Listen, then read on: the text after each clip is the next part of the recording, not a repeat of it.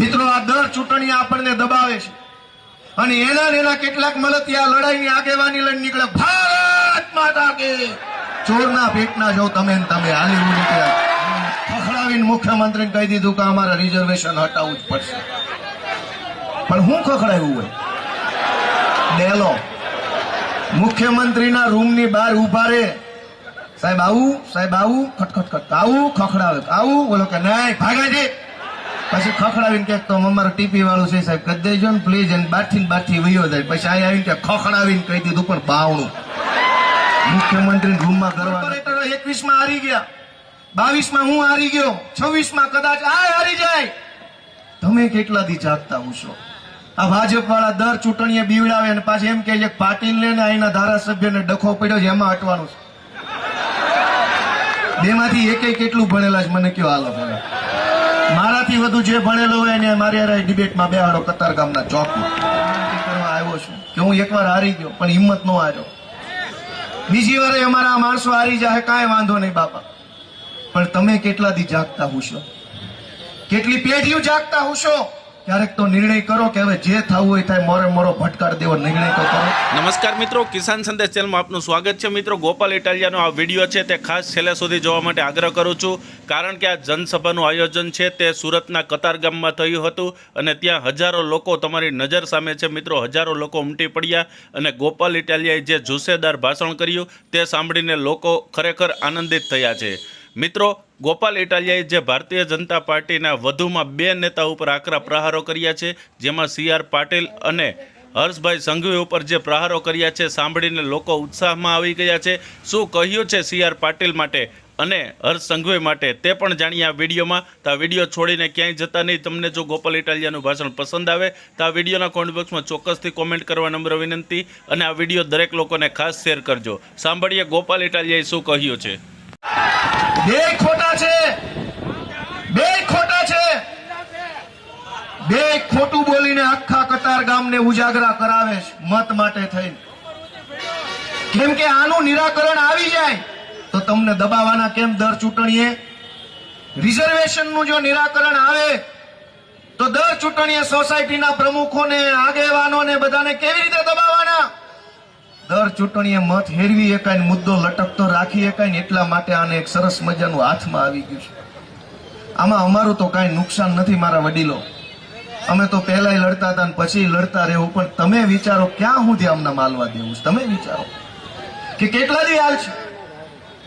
અને દોસ્તો, તમે એક વાત એ સમજો કે આ લોકો એવું કહે છે કે ભાઈ ગાંધીનગર જઈને મુખ્યમંત્રીને રજૂઆત કરી આ ટીપી બાબતે.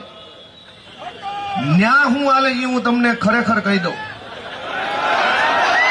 અહીંયા જયારે ધારાસભ્ય આવે, હોય કે ગોંડલના હોય કે પછી ગમે ના હોય, દરેક ધારાસભ્યો પોતાના મત વિસ્તારમાં જઈને વિસ્તારના આગેવાનોને, લોકોને એવી રીતે કહે છે કે હું ગાંધીનગર ગયો.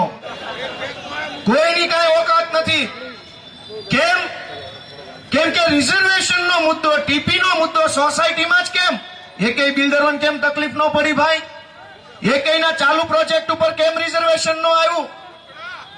તમારી સોસાયટીમાં જ રિઝર્વેશન કેમ? એક પણ બિલ્ડરના પ્રોજેક્ટમાં નહીં, ભાજપના નેતાઓના પેટ્રોલ પંપો પર નહીં, એમણે બનાવેલા કોમ્પ્લેક્સમાં નું આવ્યું. આ મેઇન રોડે અનેક કોમ્પ્લેક્સો ભાજપના લોકોએ બનાવ્યા છે, એની ઉપર રિઝર્વેશન નું આવ્યું. તમારી સોસાયટીના કોમન પ્લોટ ઉપર જ કેમ આવ્યું? કેમ કે દર ચૂંટણીએ મત દેવા મળશે. દર ચૂંટણીએ મત નહીં દો તો આમ થઈ જશે, તેમ થઈ જશે. એકવાર કઈ કેમ નથી દેતા? જે થવાનું થઈ જાય, આવી જાય, હમો પટકાઈ જવાનું થાય છે. આ વખતે કેમ નથી કહી દેતા? એક વખત વિસાવદરની ચૂંટણીમાં ભાજપ વાળા એમ કહેતા હતા ત્યાંના લોકોને કે ગોપાલ ઇટાલિયાને મત આપશો તો આમ નહીં થાય, તેમ નહીં થાય, ઓલું નહીં થાય. એ તો અમારા નાના ખેડૂતોએ કહી દીધું જે થવાની છે થાય, આવી જ જા તમતાર દેવાના ગોપાલને. તો શું ખરાબ થઈ ગયું ભાઈ લોકોનું? કોને કોને ગોળીઓ મારી દીધી? ક્યાં સુધી આવું કરશું? તમે જરાક વિચારો તો ખરા કે ક્યાં કેટલા દિવસ આવું હાલશે? અને આમાં અમારું શું નુકસાન છે? અમે તો એક વાર નહીં હારી ગયા, 2 વાર હારી ગયા, 3 વાર હારી ગયા. લડ્યા કરશું, બોલ્યા કરશું, અવાજ ઉઠાવ્યા કરશું. પણ આવું જીવન ક્યાં સુધી? અનેક લોકો, હું અહીંયા કતારગામમાં પાર્કિંગમાં રહેતો હતો, સમજવા જેવી વાત છે. અનેક લોકો પાર્કિંગમાં રહે છે. એક રૂમ હોય, નાનું એવું રસોડું હોય ને એક ટોયલેટ હોય. શેઠની ગાડી પડી હોય પાર્કિંગમાં, એટલે હાલવાની જગ્યા ઓછી હોય. સાહેબ, પાર્કિંગમાં જે માણસ રહેતા હોય, હું અલગ અલગ 3 સોસાયટી પાર્કિંગમાં રહ્યો, જ્યાં રહેતો તેને બધાને ખબર છે, મારું નામ નથી બોલવું. પાર્કિંગમાં જે લોકો રહે છે, એક તો એ આખી સોસાયટી ફાઇલ વાળે છે, એનો માલિક છે એ ઉજાગરા કરે છે. એ પાર્કિંગમાં રહેનારા માણસની વેદના જુઓ કે હું પાર્કિંગમાં રહું છું, પણ મારે મારા છોકરાઓને ભણાવી ગણાવીને કંઈક એવું બનાવવાના છે ને કે આ પાર્કિંગમાંથી હવે હું છૂટું ને કંઈક ઘરના બંગલા વાળો થાવ. એ સપનું બધાનું છે, પણ ભણાવવા ક્યાં મોકશું? ઘરની નજીકમાં એક સારી સરકારી શાળા નથી કે જ્યાં તમને તમારા છોકરા મૂકવાનું મન થાય કે જા બેટા ભણ્યા. માંડ મહેનત મજૂરી કરીને તમે જે કમાતા હોય એ અડધા પૈસા ફીમાં વહી જાય. છોકરા સેજ મોટા થાય તો એને લખવા વાંચવું હોય. હું પાર્કિંગમાં રહેતો ને ત્યારે મને આ તકલીફ પડતી કે વાંચવું હોય ને તો વાંચવાની જગ્યા આખા ઘરમાં ન હોય, કેમ કે ઘર એટલું નાનું હોય ને માણસ 4-5 હોય. કયા ખૂણે બેહીને વાંચો? અનેક છોકરાઓને વાંચવાની જગ્યા નથી. મા બાપની જિંદગી તો જેમ ગઈ એમ ગઈ, કાંઈ વાંધો નહીં. હીરામાં ગઈ કે મશીનમાં ગઈ, ટેક્સટાઇલમાં ગઈ.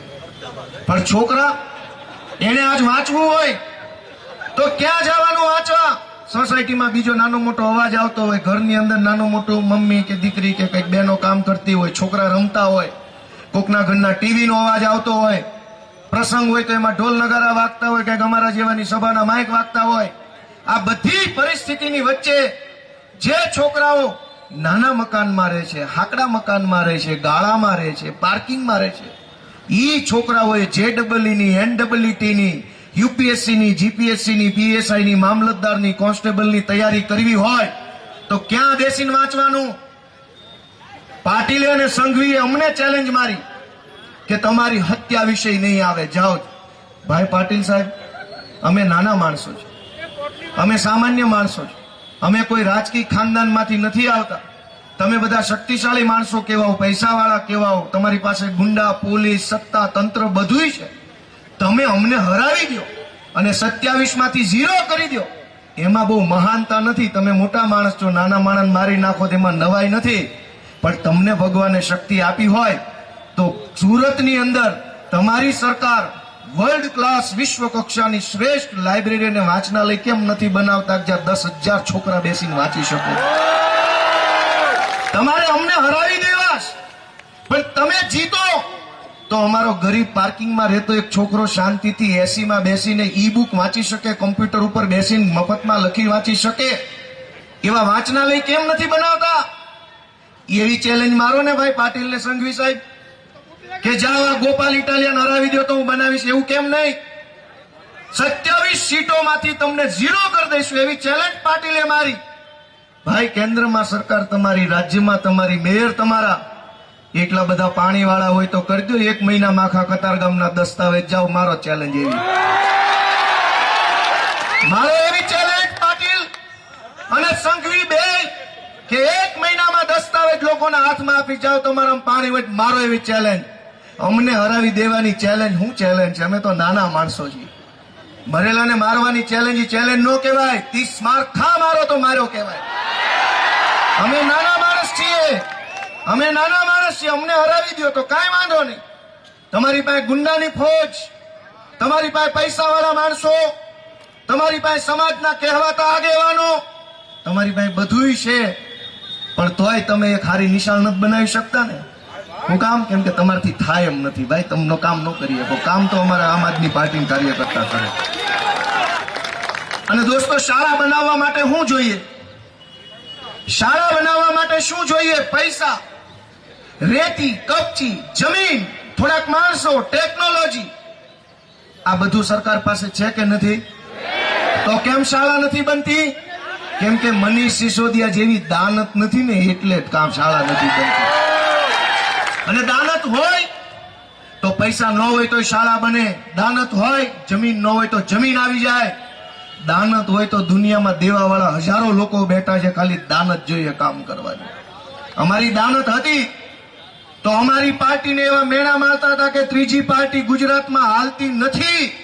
અમે દાનતથી કામ કર્યું ને તો પૈસા નહોતા, માણાય નહોતા, તોય બધું કામ ભગવાને પાર પાડી દીધું. આમ જેમ નરસિંહ મહેતાનો પ્રસંગ કેમ ભગવાન શ્રી કૃષ્ણ પાર પાડતા એમ 30 વર્ષથી સરકાર છે, ચેલેન્જ અમને હરાવી દેવાની પાડો છો. નિર્ણય તમે લેજો. અમને હવે હારી જવાનો કોઈ ડર નથી, કોઈ ચિંતા નથી, કોઈ અમને કઈ ફિકર નથી કે હારી જશું તો શું થશે. એક વાર અહીંથી જ હાર્યો છું, બીજી વાર 2 વાર હારી જાઉં તો કઈ વાંધો નથી. પણ તમે એટલું વિચારજો, પાટીલ અમને હરાવવા નીકળ્યો છે, અમે હારી જશો તો જનતાનો અવાજ કોણ ઉઠાવશે એ જરાક વિચારીને બધા હાવણો દબાવજો મારી. અમે હારી જઈએ તો હારી જઈએ. દોસ્તો એ એમને એમ કહે છે કે સુરતમાં તમે જેટલી જીત્યા એટલી સીટ નહીં આવે. સંઘવીને 2 વાહે પડ્યા.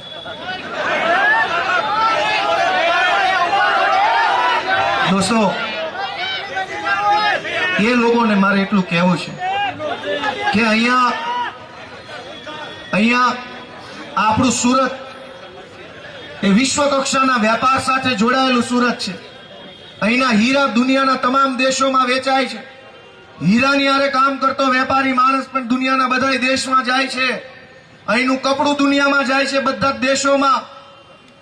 અને એ પછી તે આ ઇન્ટરનેશનલ શહેર ગણી શકાય એવું શહેર બને એમ છે.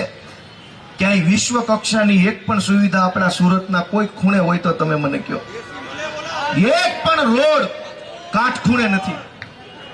2 રોડના ખૂણા હામાં મળતા નથી.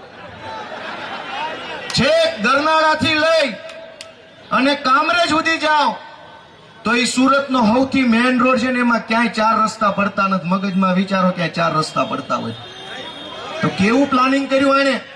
આ મેઇન રોડ જોઈ લો કતારગામનો, ક્યાંક હાંકડો, ક્યાંક પોળો, ક્યાંક બહુ પોળો, ક્યાંક હાવ હાંકડો. એ ખરખો રોડ નથી. આનાથી એક કાંઠ ખૂણે રોડ નથી બનતા અને એમ કે છે કે અમે આખો વિશ્વગુરુ બનાવવા નીકળ્યા. હાલી હું નીકળ્યા. 2 પોટલી પીને ભૂઈ જાવ શાંતિ. આરામ કરો, આરામ કરો. એ ભણેલા ગણેલા યુવાનો આવી ગયા છે, દેશને વિશ્વગુરુ બનાવવા નીકળ્યા છે.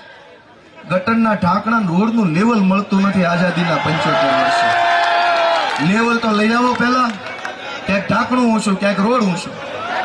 30 વર્ષથી સરકાર છે, હજુ તો ઢાંકણાના રોડનું લેવલ આવ્યું નથી. જવું છે ચંદ્ર ઉપર. કોણ આને કહેશે કે આમ ન હોય?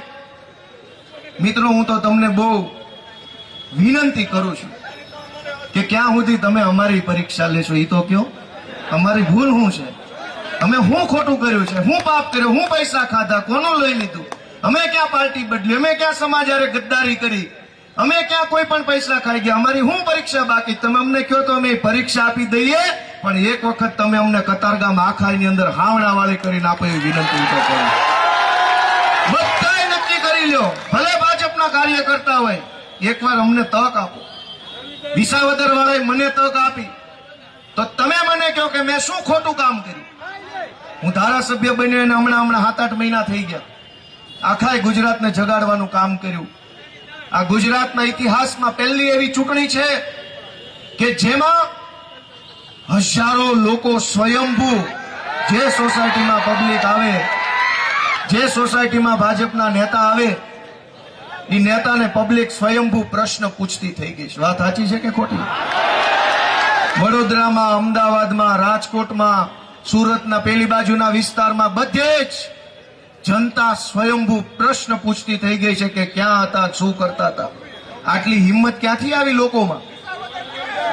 આ તો ડરાવા વાળા છે, દર ચૂંટણીએ ડરાવે છે. મિત્રો ક્યાં સુધી આવું ચાલશે તમે વિચાર કરો. હું તો બહુ નાનો પડું આ બધી વાતમાં, પણ તમે કંઈક અમારો હાથ પકડો, તમે અમને કંઈક આશીર્વાદ આપો. આજ આપણા અનેક યુવાનો, છોકરાઓ આપણા નાની ઉંમરના ગેરમાર્ગે દોરાઈ રહ્યા છે. શું કામ? કેમ કે એમને સાચા માર્ગે લઈ જવાની વ્યવસ્થા આખા સુરતમાં નથી.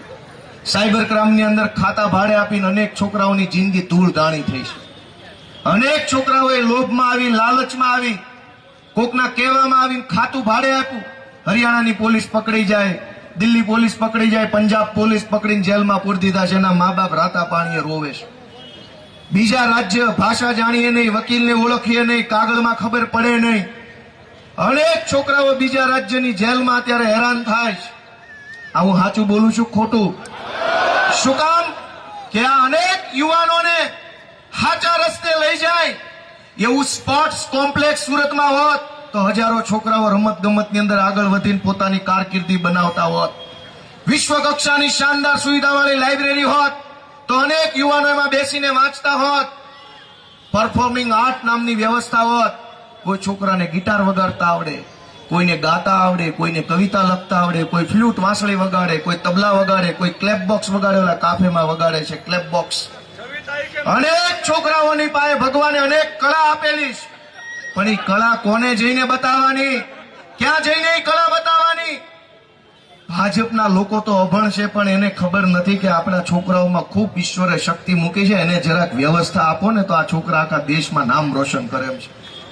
આ કાફેની અંદર અનેક દીકરા દીકરીઓ ગાય છે, વગાડે છે, બોલે છે, કવિતા લખે છે. એના માટેની વ્યવસ્થા ક્યાં? પરફોર્મિંગ આર્ટ એ આવ્યું. નવી પેઢી જેનજી જનરેશન ઝેડના નવા યુવાનો આવ્યા, એના અલગ લેવલના સપનાઓ છે. એ આ બધી ખચાખચીમાં માનતા નથી. એની દુનિયા આખી અલગ છે. એમ કે છે કોક હારો નેતા મળે તો આ બધાને ભંગારના ભાવે આપી દેવાના થાય. પણ નવી પેઢીના વિચારોને સમજે, નવી પેઢીના યુવાનોની ભાવનાઓને સમજે, નવી પેઢીના યુવાનોના લક્ષ્યને, વિઝનને, સપનાને સમજે એવો નેતા કોણ? પાટીલ. તમારા પરિવારના છોકરાઓ જે 12મું ભણે છે, કોલેજના પહેલા વર્ષમાં છે, બીજા વર્ષમાં છે, એન્જિનિયરિંગમાં છે, મામલતદારની તૈયારી કરે છે, એ નવી પેઢીના યુવાનો એને સમજે એવો નેતા કોણ? સંઘવી, પાટીલ. કોણ એવો નેતા જે તમારા બાળકોના સપનાને સમજે અને તમારા બાળક જેટલી મહેનત કરે એટલી મહેનતી નેતા કરે? નેતા કોણ? દોસ્તો, એકવાર તમે અમને આશીર્વાદ આપો. હું તો તમારી બધી જ્ઞાતિના લોકોને મારી વિનંતી છે, બધી જ જ્ઞાતિના લોકોને તમારા દીકરા ગોપાલભાઈ ઇટાલિયાની 2 હાથ જોડીને વિનંતી છે. ભાઈ સાહેબ, બાપા, વડીલો, માવતા, તમને પગે લાગુ, પણ આ વખતે ભૂલ ન કરતા, મહેરબાની કરજો. અનેક છોકરાઓ દારૂ અને ડ્રગ્સના રવાડે ચડાવ્યા છે આ ભાજપ વાળાએ. બેફામ ડ્રગ્સ મળે છે સુરતમાં, અને સંઘવી એમ કે છે કે કોઈ ચમરબંધી છોડવામાં નહીં આવે, બધાને ભાજપમાં લઈ લેવામાં આવશે. બહાર નો રહેવો જોઈએ. જે કઈ કાંડ કરવો હોય ભાજપમાં રહીને કરો. મિત્રો, 2 મિનિટ શાંતિ રાખો. દોસ્તો, કે કેટલી પીડાઓ આપણે ભોગવવી પડે છે. મને કતારગામનો એક કિસ્સો યાદ છે કે એલા સાંભળો એ મારા વાલીડાઓ, કતારગામમાં હું જયારે અહીંયા રહેતો હતો, કતારગામમાં આંબા તલાવડી વિસ્તારમાં, ત્યારે એક બેનનો મારામાં ફોન આવેલો. મારી બહેનનું નામ સરનામું બધું છે, આપણે જાહેર નથી કરવું, સોસાયટી વાળા કન્ફર્મ કરશે, કે એમણે આરટીઈમાં એડમિશન લીધું તેમના છોકરાનું, અને સિટીની બહાર ડુમસ રોડ, પેલું ડુમસ નહીં, પેલું Hazira road, Dandi road, Dandi road, Rajnibhai ભેગા હતા મારી, દાંડી રોડ ઉપર આવેલી એક હાઈફાઈ સ્કૂલની અંદર એના છોકરાને એડમિશન મળ્યું આરટીઈમાં. હવે એ બહુ મોટા નેતાની સ્કૂલ છે. એણે આ છોકરાને હેરાન કરવાનું ચાલુ કર્યું, અને પ્રિન્સિપાલ ને એનો સ્ટાફ છે એના મમ્મી પપ્પાને ધમકી મારે, તમે આવકનો દાખલો ખોટો કઢાવ્યો છે, તમારી ઉપર કેસ થશે, તમારા છોકરાને એડમિશન તમે જાતે કેન્સલ કરાવી દો ને અહીંથી નીકળી જાઓ, નકર FIR થશે ને જેલમાં જાશો બધા. આવકનો દાખલો ખોટો શું કામ? તો કે ભાઈ તમારી પાસે પાન કાર્ડ છે, તમે આઈટી રિટર્ન ભરો છો, અને તમારી પાસે ઘરનું ઘર છે, એટલે તમે આવકનો દાખલો ખોટો કઢાવ્યો. એ પરિવાર બહુ હતાશ થયો અને મને મળ્યા, હું રૂબરૂ મળ્યો, અને બહુ રોવા જેવા થઈ ગયા. બેન, આદમી તો વધારે ઢીલા પડી ગયેલા, બેની ઢીલા પડી ગયેલા કે અમારે અહીંયા ભણાવવા જ નથી, અમને તો પછી જેલમાં પૂર દેશે, શું કરશું? તમારે 5 રૂપિયાનો નાનો એવો ધંધો કરવો હોય તો આ ભાજપની સરકાર જીએસટી કરાવો, રિટર્ન લાવો, પાન કાર્ડ લાવો, ફાન કાર્ડ લાવો, 1 કિલો કાર્ડ માંગે. એટલે તમે 5000નો ધંધો કરવા માટે બધા પ્રકારના કાર્ડ કઢાવો. ઈ ધંધામાં કમાવ કઈ નહીં, પણ કાર્ડ નીકળી ગયો એટલે તરત આરટીઆઈ વાળો કહેશે પાન કાર્ડ છે ને એડમિશન નહીં મળે. તો ટેક્સ લેતી વખતે એવું કેમ નથી કહેતા, મ્યુનિસિપલ વેરો લેતી વખતે, કે જેના છોકરા સરકારી સ્કૂલમાં એડમિશન મળશે એટલા પાસેથી વેરો લેવો છે, બાકીના લોકો પાસે વેરો નથી લેવાનો? કેમ નથી કહેતા?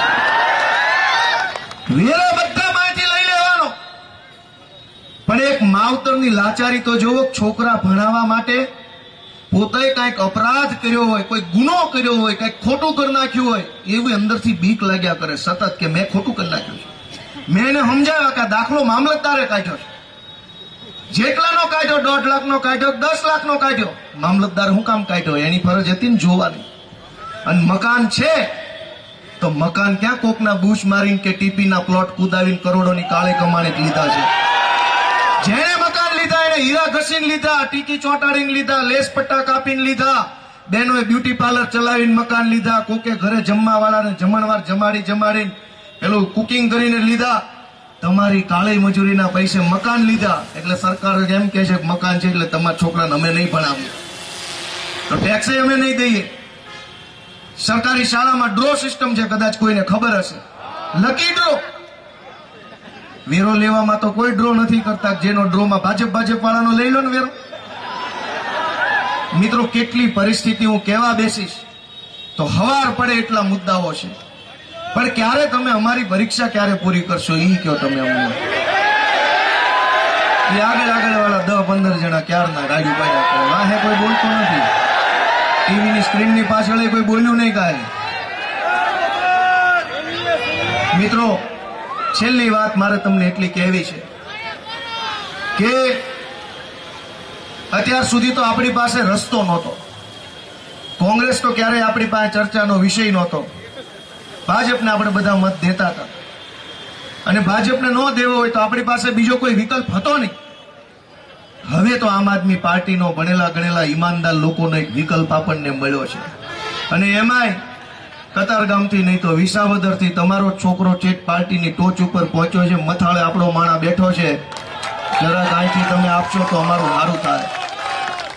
સબ દર્દો કી એક દવા, રામબાણ ઇલાજ, સાવણો મારો બધા સાવણો, એવી મારી બધાને વિનંતી છે. આપ સૌએ આટલા ઉત્સાહથી મારે તો ઘણું કેવું છે.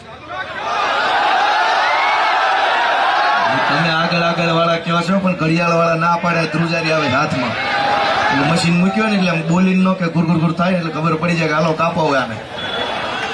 છેલ્લે કાંઈ વાંધો નહીં, 2-4 વાતો કહી દઉં કે આમ આદમી પાર્ટી, આ ભાજપ વાળા આપણને એમ કે છે કે ડબલ એન્જિનની સરકાર છે. ભાઈ, ડબલ એન્જિનની નહીં, 3 એન્જિનની છે. કોર્પોરેશનનું એન્જિન, વિધાનસભાનું એન્જિન, લોકસભાનું એન્જિન અને રાજ્યસભાનું એન્જિન.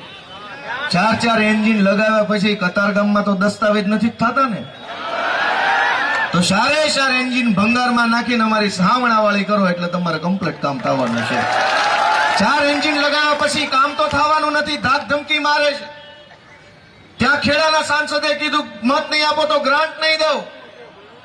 આવડો અહીંયા ટીપીની ધમકી મારે, ઓલો બીજી ધમકી મારે, ચારે બાજુ ધમકા ધમકી ચાલુ થઈ છે. એટલે આ હું સમજેશ લોકશાહીને. અને એટલે મારે હવે ટૂંકી વિનંતી કરી દેવી છે. ઘણો સમય થઈ ગયો છે, મારે બીજે કાર્યક્રમમાં જવું છે. પણ હું આ વખતે એવી બધાય સમાજ પાસે આશા રાખું છું કે ભાઈ સાહેબ, બાપા વાદ વિવાદમાં ન પડતા ક્યાંય. આ જ્ઞાતિનો ઉમેદવાર છે ને, આઈનો છે ને, ઓલો છે ને, આવો છે ને, તેવો છે ને, અમારા હગા ઉભા છે. એ 30 વર્ષથી બધું કરી લીધું ને. 30 વર્ષ સુધી આપણી જ્ઞાતિના ને, આપણા ગામના ને, આપણા તાલુકા વાળા ને, આપણા હગાને મત આપ્યો. એ પછી ત્યાં કતારગામમાં બાઇકના પાર્કિંગ નથી, ઉઠાવી જાય છે ને ગોતાલાવાડીમાં ગમે જાય.